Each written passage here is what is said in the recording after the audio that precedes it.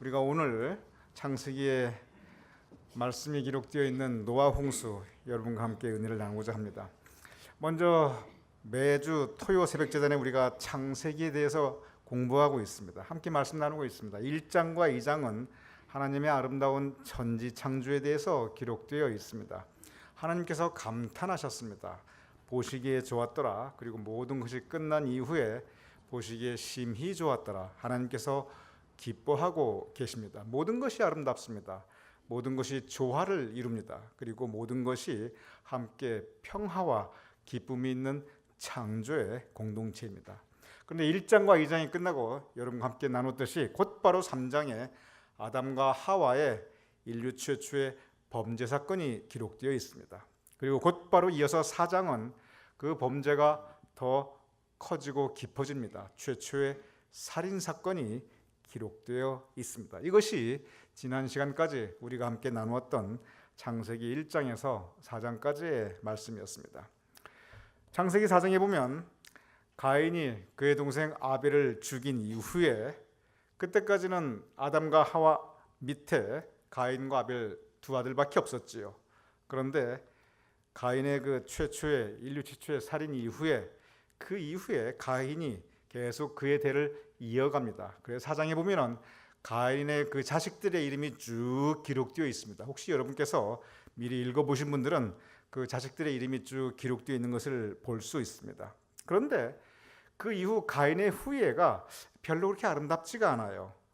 그 후 가인도 살인자인데 또 살인의 역사가 계속 이어집니다. 그래서 하나님의 그 선하신 역사를 그 가인의 후손으로 이루어 나가실 수가 없습니다. 그래서 하나님께서 그 가인의 후예들을 그 축복의 역사를 중단하시고 새로운 대를 이어가십니다. 그 부분이 창세기 4장 25절에서 26절 나타나 있습니다. 보겠습니다.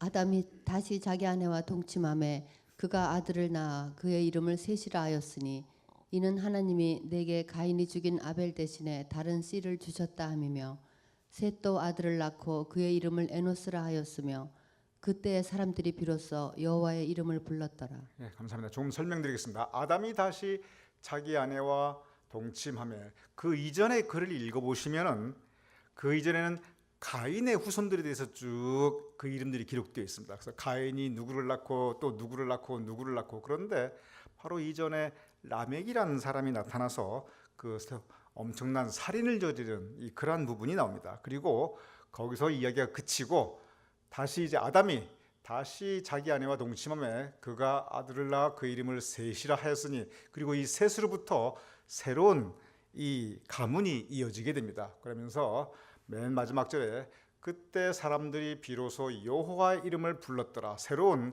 신앙의 역사가 아담으로부터 가인으로 이어지는 것이 아니라 아담으로부터 셋이라고 하는 또 다른 아들로서 이어지게 됩니다. 그래서 하나님께서 새로운 믿음의 가문을 이루어 주십니다. 그리고 아담과 하와의 그 가문은 계속 셋을 통해서 이어지게 됩니다. 그 이후 얘기 보도록 하겠습니다. 다시 나타납니다. 창세기 5장 3절에서 5절입니다. 아담은 130세에 자기의 모양 곧 자기의 형상과 같은 아들을 낳아 이름을 셋이라 하였고, 아담은 셋을 낳은 후 800년을 지내며 자녀들을 낳았으며 그는 930세를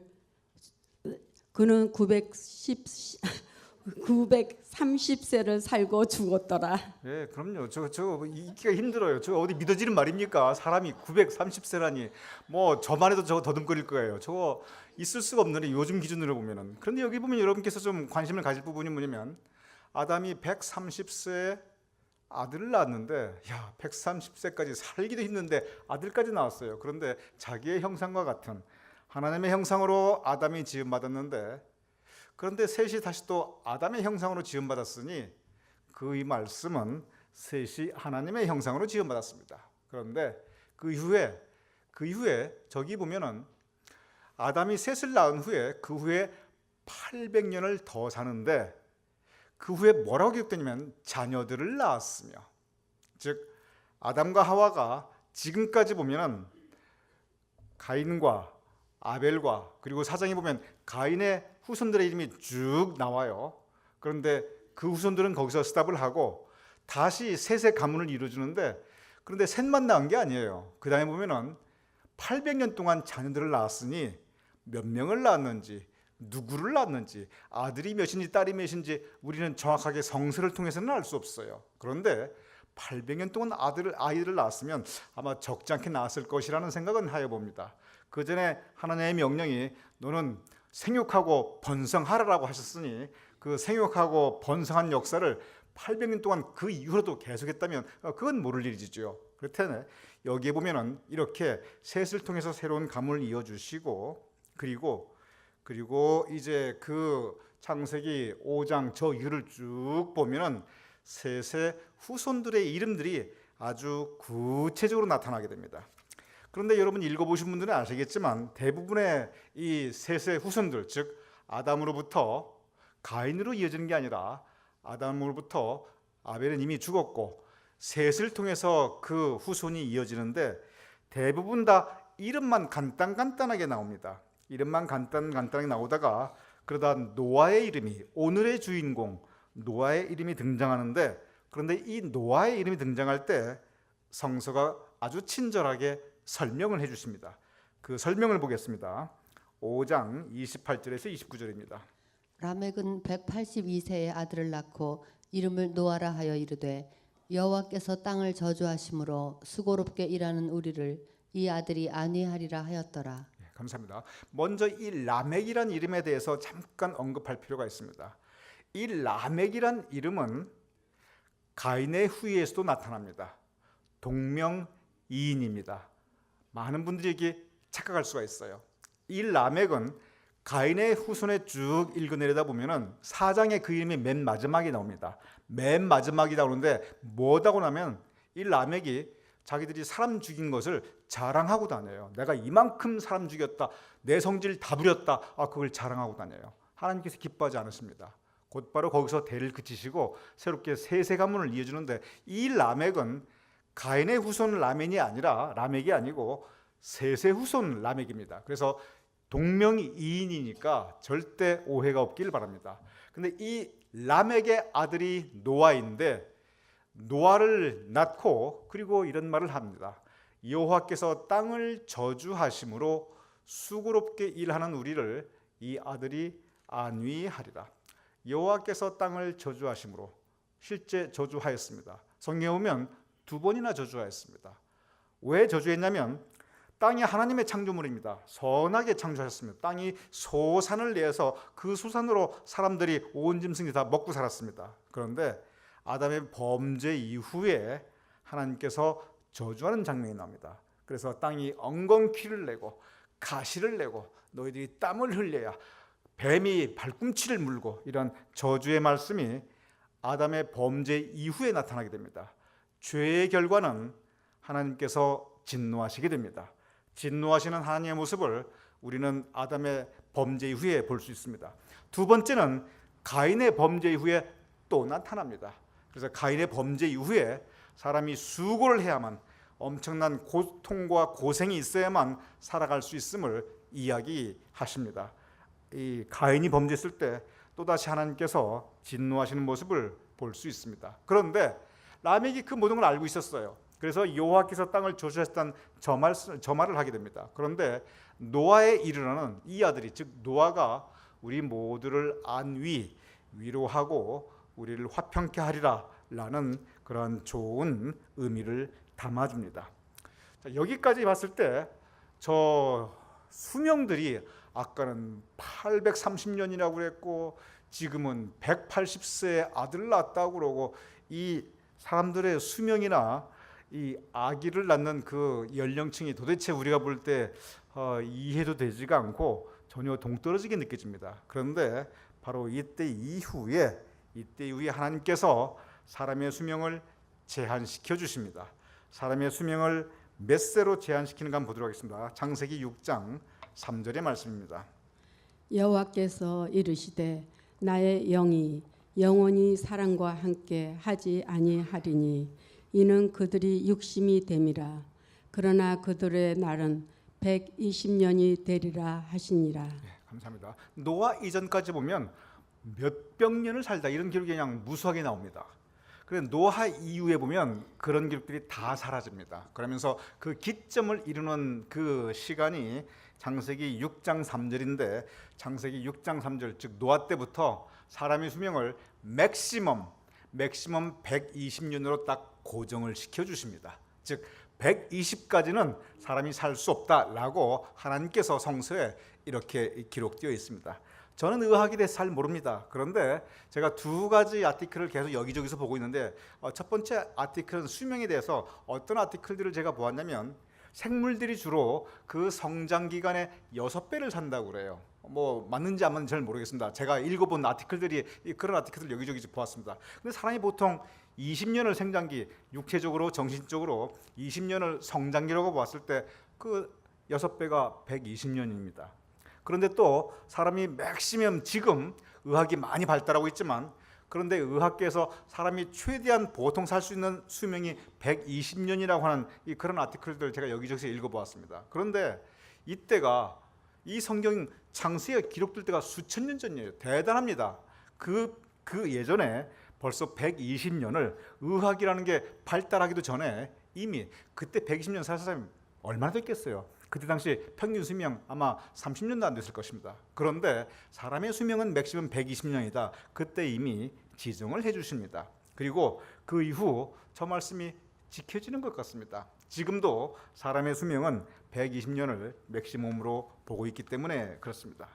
자, 이 부분은 이제 성서가 잠깐 지나가듯이 우리에게 들려주시는 일종의 여담 같은 부분이고, 여기 부분 우리가 이제 생각할 필요가 있습니다.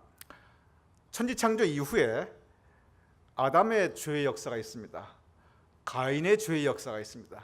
가인의 후손들의 죄의 역사가 있습니다.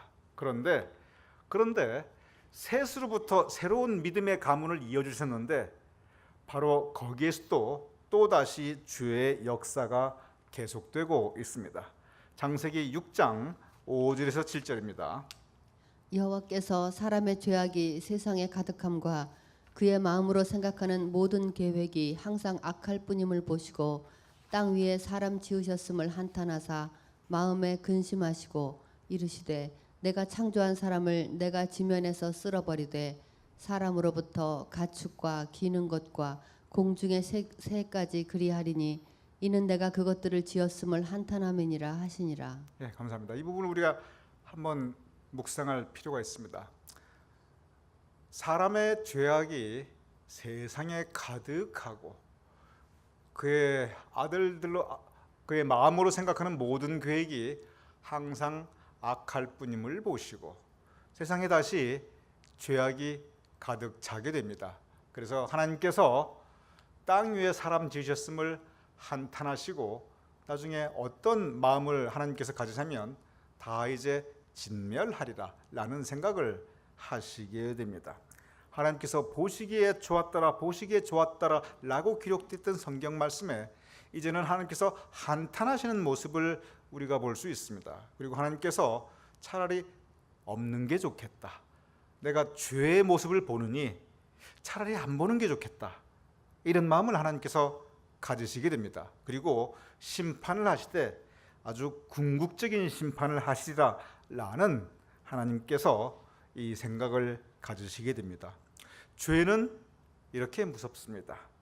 죄는 하나님으로 하여금 한탄하게 하십니다. 그리고 죄는 하나님으로 하여금 내가 심판하리라, 그리고 진멸하리라. 사랑의 하나님께서 이렇게 심판과 그리고 진노의 마음을 가지게 할 만큼 죄는 이렇게 두렵고 무서운 것입니다. 그런데 그 죄악이 세상에 가득 차게 되었다는 것을 성서 창세기 6장은 우리에게 전하고 있습니다. 그런데 세상이 이렇게 죄악에 가득 찼는데 노아에 대한 기록은 다르게 나옵니다. 그리고 노아에 대해서 구체적으로 어떠하다라는 것까지 기록하고 있습니다. 이 노아 홍수 이전에 그 이전에 쭉 진행되어 있는, 노아 홍수가 갑자기 펑 하고 터진 게 절대 아닙니다. 그 이전에 진행되어 왔던 인류의 역사가 있는데 하나님께서 선하게 지으신 사람이 어떻게 타락하였으며 죄가 어떻게 더 천국이 확장되는 것이 아니라 죄가 어떻게 또 확장되었으며 그에 따라 하나님께서 어떻게 그 역사를 진행시키는가, 그 전체적인 흐름을 창세기에서 우리에게 전하고 있습니다. 그 흐름을 우리가 이해하고 우리 마음에 새기는 것이 필요합니다. 이렇게 세상에 죄악이 가득 찼는데 노아에 대한 기록 보도록 하겠습니다. 창세기 6장 8절에서 11절입니다. 그러나 노아는 여호와께 은혜를 입었더라. 이것이 노아의 족본이라. 노아는 의인이요 당대의 완전한 자라. 그는 하나님과 동행하였음에 세 아들을 낳았으니 셈과 함께 아벨이라. 그때에 온 땅이 하나님 앞에 부패하여 포악함이 땅에 가득한지라. 네, 감사합니다. 저 부분을 저 아랫절을 먼저 보시고 위를 보도록 하겠습니다. 잠깐 순서를 바꾸겠습니다. 맨 밑에 보면은 온 땅이 하나님 앞에 부패하여 포악함이 땅에 가득한지라. 아까 읽어본 말씀이 다시 반복되었습니다.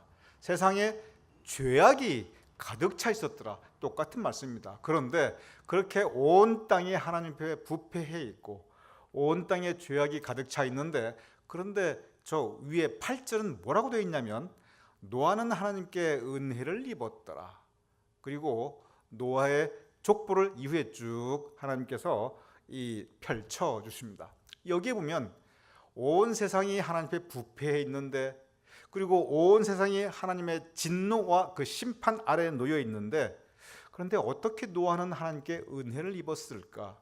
바로 이 부분이 성서가 우리에게 제기하고 있는 신앙적인 과제입니다. 곧바로 성서가 우리에게 그 이유를 설명해 주고 있습니다. 창세기 6장 22절입니다. 노아가 그와 같이 하여 하나님이 자기에게 명하신 대로 다 준행하였더라. 여호와께서 노아에게 이르시되 너와 내 온 집은 방주로 들어가라. 이 세대에서 내가 내 앞에 의로움을 내가 보았음이니라. 네, 감사합니다. 여기 22절에 보면 노아가 그와 같이 하여, 그 다음 말씀입니다. 하나님이 자기에게 명하신 대로 다 준행하였더라. 우리가 오늘 바로 이 부분이 오늘 이 새벽의 핵심 요절입니다. 이 말씀을 설명하기 위하여 이렇게 제가 길게 여기까지 왔습니다. 노아가 온 세상이 하나님의 진노 아래 놓여 있고 죄악이 그리고 부패가 온 세상에 성경 표현대로 관영하였고 그리고 만연하였고 가득 차 있는데, 그런데 어떻게 노아가 하나님께 은혜를 입을 수 있었을까? 그 이유는 노아가 하나님이 자기에게 명하신 대로, 하나님께서 명하신 그 모든 말씀을 다 준행하였더라, 여기에 있습니다. 그 이전에 무슨 말씀이 나오냐면 노아가 하나님께 명령을 합니다. 산 위에 방주를 만들어라. 물론 그전에도 믿음 좋게 잘 살았습니다. 그런데 하나님께서 노아에게 주신 이 명령이 아주 이해가 될 수 없는 명령입니다. 지금 정말 세상 말로 벌건대낮입니다. 뭐 그냥 아주 하늘이 청명해요. 그런데 난데없이 배를 만들라고 그러는데, 그것도 산 위에. 배는 바닷가에, 강가에, 최소한 호숫가에 있는 물건입니다. 그런데 방주, 엄청나게 큰 배를 산 위에 가서 만들어라? 이게 이해가 되지 않는 말입니다. 여러분과 저 이것이 성경 말씀이가 하도 주일학기 때부터 들어서 익숙해서 그렇지, 여러분과 저에게 하나님께서 지금 만약에 저기 산에 올라가서 배 하나 만들어라고 그러면 먼저 아니 하나님 좀 이유라도 설명해 주십시오. 왜 이걸 해야 됩니까? 우리 마음속에 저항감이나 나아가 반항감이 들 수가 있습니다. 이해가 안 됩니다. 우리가 이해가 안 되면 그거 순종하기 쉽지가 않습니다. 성경 말씀에 우리가 필요한 대로 따르고 우리가 필요하지 않는 부분 선별적으로 순종하고 순종하지 않고 의외로 적지 않습니다. 그런데 노아는 명하신 대로 다 준행하였더라. 우리가 순종하되 저 다라는 말, 다 순종, 다 준행한다는 것은 쉽지가 않습니다. 그런데 노아는 바로 이 부분을 하나님께 보여드리고 있습니다. 순종하는 모습입니다. 주변 사람들이 얼마나 놀랬겠습니까? 도대체 뭐 하냐? 이 지금 비가 어디가 오겠다고, 그리고 지금 이 산 위에 올라가서 배를 짓고. 노아는 세상 사람들 앞에 바보가 되었을 것입니다. 어리석은 사람처럼 느껴지게 되었을 것입니다. 우리가 신앙생활하면 세상의 기준으로 보면 이해 안 되는 생활을 할 때가 있습니다. 우리가 신앙생활하면 세상의 기준으로 보면 놀림 받게 될 때가 있습니다. 우리가 신앙생활이 이 세상의 기준으로 보면 어리석은 그러한 길을 우리가 가는 것처럼 느껴질 때가 있어요. 세상의 기준으로 보면 우리가 손해보아야 될 게 한두 가지가 아닙니다. 그런데 그것을 하나님께서 시키셨으니, 하나님께서 명령하셨으니 그것을 지금 노아는 그대로 따르고 있습니다. 바로 이 부분을 하나님께서 그의 믿음을 보시게 됩니다.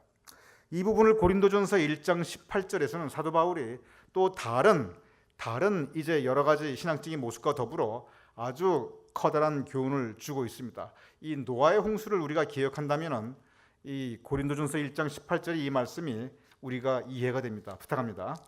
십자가의 도가 멸망하는 자들에게는 미련한 것이요 구원을 받는 우리에게는 하나님의 능력이라. 네, 감사합니다. 십자가의 도가 우리 믿음의 길이 멸망하는 자들에게는 미련한 것이요 세상의 관점으로 본다면 미련한 일입니다. 이 새벽에 세상에 잠도 안 주무시고 나오셔가지고 게다가 성가대 같은 경우는 그냥 화장까지 하시고 나오셔가지고 연습까지 하시고 그리고 우리 교회 나간다고 그냥 여러 가지 애쓰고 고생도 하시고 세상 즐기도 못하고 주일날 골프도 못 치시고 봉사하시고 헌금까지 하시고 세상 관점으로 보면 미련하게 느껴집니다. 어리석게 느껴집니다. 그런데 신앙의 길이 그렇다는 것입니다. 믿음의 길이 세상적인 관점이나 죄의 관점으로 즉 멸망하는 관점으로 보면 미련한 것인데 그런데 구원을 받는 우리들에게는 하나님의 능력이라.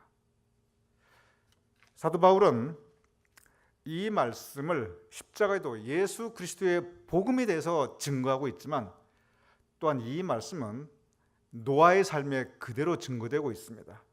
노아는 세상 사람들이 보기에는 어리석고 미련한 사람이었습니다. 그러나 그 어리석고 미련한 그의 믿음의 길이 구원을 이루게 합니다. 노아의 그 미련하고 어리석음이 없었으면 구원의 역사는 있을 수가 없었습니다. 하나님의 능력은 있을 수가 없었습니다. 노아의 홍수에서 우리가 우선적으로 보고 있는 것은 야 대단하다 기적이다 물론 그렇습니다. 그런데 그것을 통해서 성서가 우리에게 증거하는 부분은 바로 이 말씀입니다. 우리 다 같이 한번 읽어보겠습니다. 시작. 십자가의 도가 멸망하는 자들에게는 미련한 것이요 구원을 받는 우리에게는 하나님의 능력이라. 우리가 신앙생활하면서 우리가 그런 생각 들 수가 있습니다. 야 이건 미련한 짓이지, 이거 어리석은 짓이지, 이거 왜 하나. 우리가 신앙생활하면서 낙심할 때 있습니다. 그리고 우리 마음이 무너질 때 있습니다. 그런데 그럴 때마다 우리가 말씀에 순종해야 됩니다. 그럴 때마다 우리가 구원의 도는 하나님의 능력입니다. 세상적인 관점으로 봤을 때는 미련하고 어리석게 느껴지지만 바로 거기에 구원의 능력이 있고 하나님의 뜻이 이루어지는 역사가 있게 됩니다.